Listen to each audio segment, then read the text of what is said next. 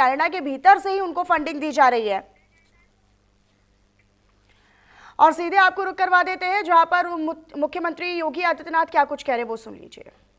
और इसलिए टाटा टेक्नोलॉजीज के साथ मिलकर के 150 आईटीआई को इन सब प्रकार के ट्रेड के साथ जोड़ करके आज हम उत्तर प्रदेश के नौजवानों को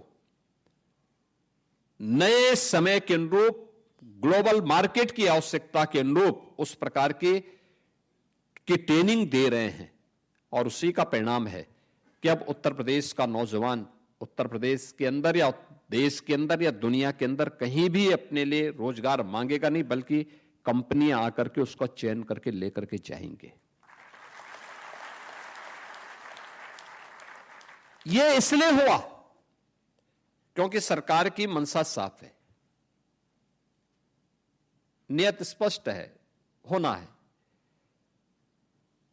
हर व्यक्ति अपने अनुसार अपने रोजगार को चयन करने के लिए स्वतंत्र होना चाहिए और उसकी सुविधा दी गई।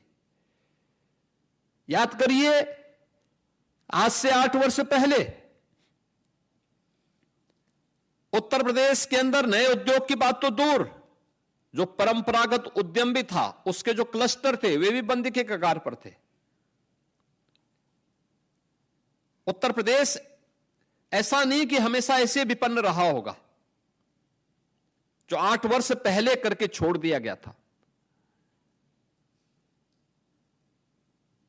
उत्तर प्रदेश आज से 400 वर्ष पहले की बात अगर करेंगे तो देश का सबसे समृद्ध राज्यों में था। व्यापक लूट खसोट और अराजकता के बावजूद, यानी विदेशी आक्रांताओं के हमले भी हुए, अंग्रेजों ने भी लूटा, और सबके बावजूद जब ये देश 1947 में स्वतंत्र हुआ था,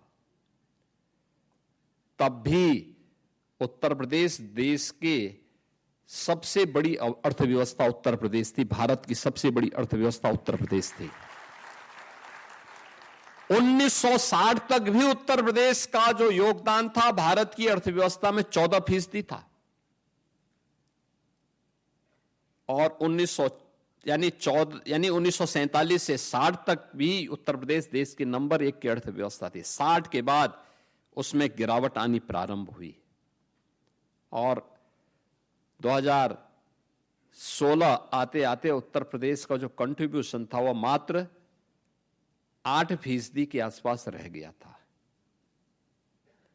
हम 8वीं अर्थव्यवस्था बनकर के रह गए थे। नंबर 1 से 8 पर पहुंचा दिया था इन लोगों ने। एक कारनामे थे, जब नीतियां स्वयं के स्वार्थ को ध्यान में रख करके, वोट बैंक की चिंता करके और परिवार के हितों के संरक्षण करने के लिए जब बनाई जाती हैं तो वो दुर्गति की तरफ ऐसे लेके जाती हैं जैसे उत्तर प्रदेश को लेके गए थे लोग। जहां नौजवान के सामने पहचान का संकट था, जहां बेटी और व्यापारी अपने आप को असुरक्षित पाते थे,